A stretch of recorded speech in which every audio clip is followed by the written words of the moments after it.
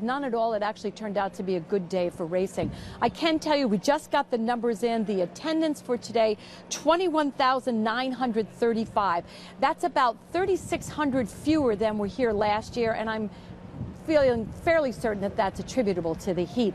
The handle on track here was 3.3 million.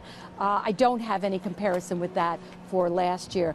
But all in all, it's been a pretty successful day. And, you know, for the fans who did brave the heat here today, I think they had a pretty good time, all things considered.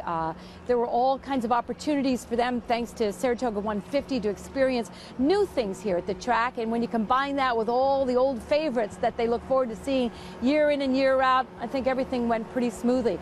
Lynn Falsetti was here all day long. She started out early this morning, sort of getting the behind-the-scenes picture, and she found out some pretty interesting things.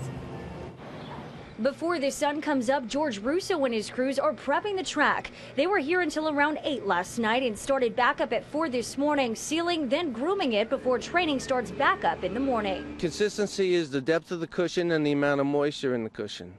So when you balance the two together, it makes it a safe racetrack.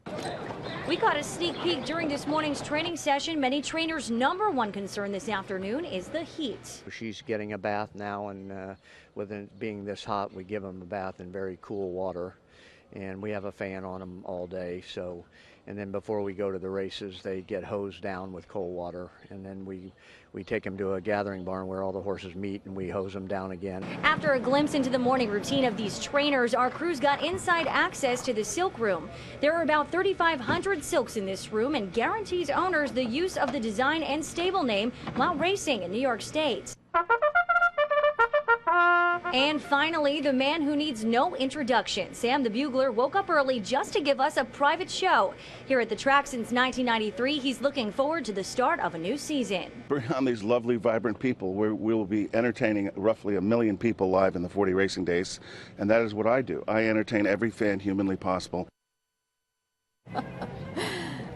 I think he didn't miss a one. He was very entertaining here at the track. You can hear, maybe you can hear in the background, sort of a jazz band just sort of saluting people as they walk up the track. There's really almost no one left here now, as this 150th anniversary kickoff is now history, and it will be memorable for a couple of good reasons. One, of course, being the heat. And I did think it was interesting, Dory and Greg, just make this point that the CEO, Chris Kay, said to me that the horses actually, because we've had this long stretch of heat, got acclimated to the heat better because they got a chance to get used to it, which unfortunately is not necessarily true of us humans.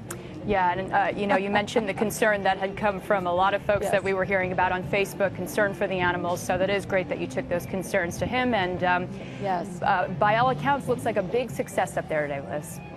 Well, I think that they will be happy, and as I say, the biggest blessing is certainly if every horse made it safely back into the stable in pretty much the same shape he left, and it seems that that's the case so far. All right, well, we'll let you wrap things up, get inside, get some ice, AC, whatever you got to do at this point. Terrific job today.